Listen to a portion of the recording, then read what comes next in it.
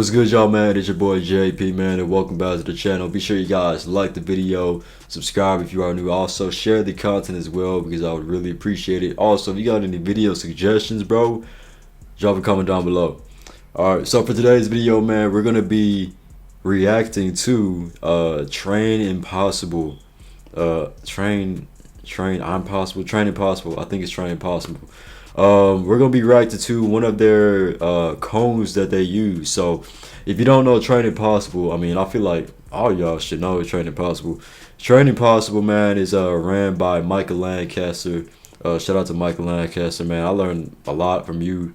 Shout out to you, man. But I forgot where he's based out of, but he used different devices, man, to help players become better when it comes to their skill. So that's whether they're offhand or shooting layups higher, fadeaways, so much more, right?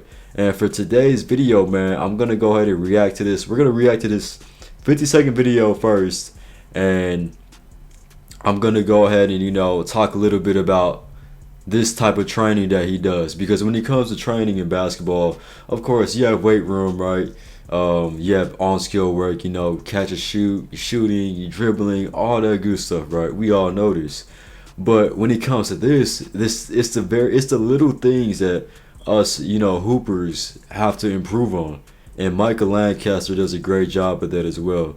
And these little devices, and we all see it online on Instagram, stuff like that. We see these pages talking about, like, does this even work, or like, what are they doing? But whenever you look at it, man, like you can look at the screen right now, at this screen. Oh, I ain't gonna get it. Hold on, we'll get into it. But as you can see, this training is legit, and some of y'all may be scratching y'all's heads, but this is for real. Like, this is some good stuff. I've heard it said that a cone doesn't block a shot. I've been told that a cone can't simulate a defender. You can't really hit a cone, right? But that's why we've rethought the makeup of a cone as a tool that can create accountability for your shot. Accountability. Create a target for your pinpoint passes. To help you find better angles for your finishing, and to help you master your touch. It's a cone that can be used to simulate the complications of a help side defender during gameplay. This is not just a cone. It's a cone that builds. It's a cone that actually creates skill. And the Rip Cup is on its way to creating the most skilled players in the world. I'm not sponsored at all, man, but hey, get your Rip Cup. But as you can see from the video, guys, like, let's look at the stuff, right? We'll first start off. Look at this backboard right here. You got this. The left corner is red. That right corner looks to be like gray. You got blue. You have white. Then you have that looks almost like a tan brownish, right? So you have a colorful backboard.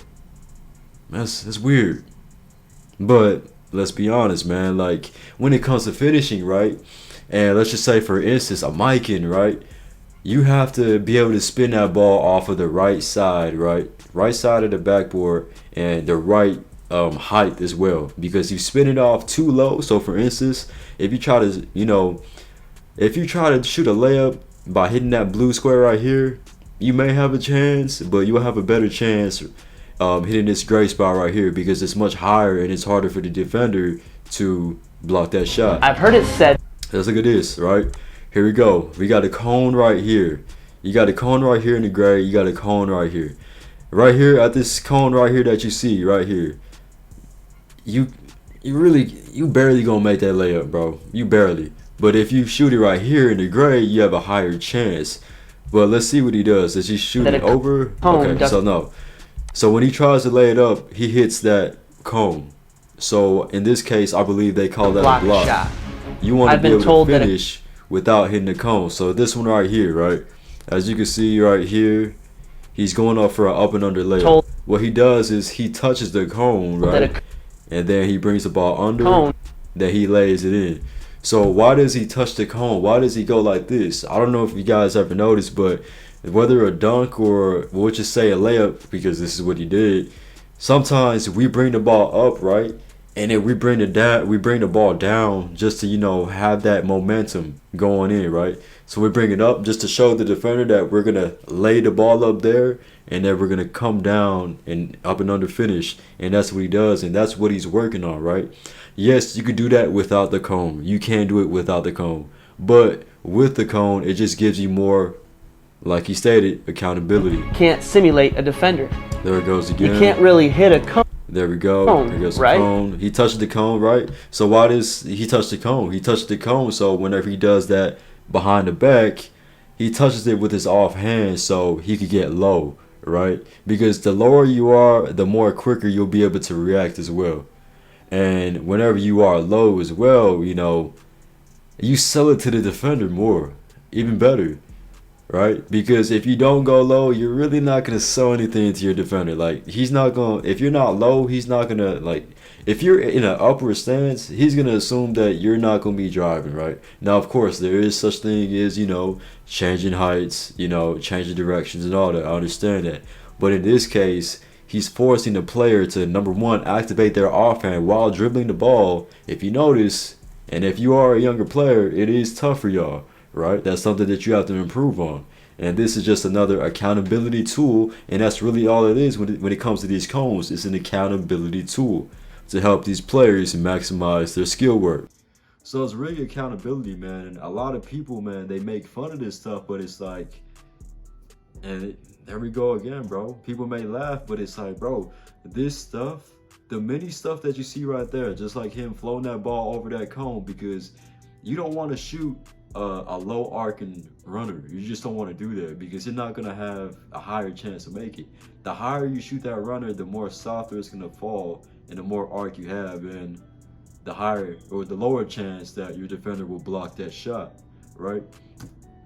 So what he's doing right now, man, is very, very helpful. And, you know, people always joke around with it, man, but this is some good training. And if there's any coaches or trainers that, you know, or even players that watch my videos, you know, if you guys are ever like, bro, like, this stuff is just stupid, but really pay attention, man, because at the end of the day, it's making you accountable as a player.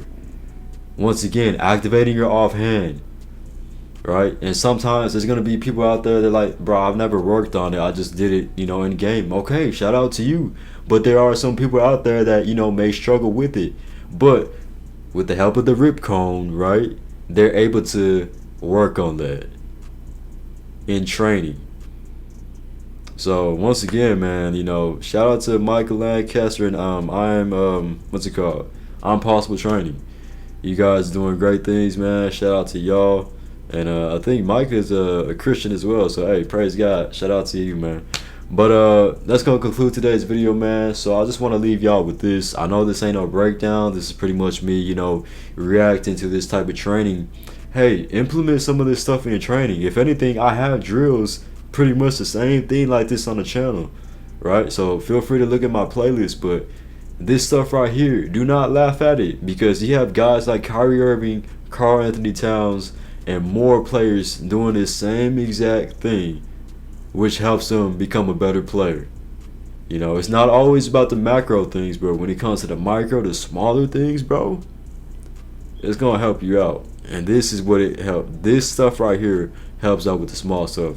And if you could get better at the small stuff, your game will go to a whole new level.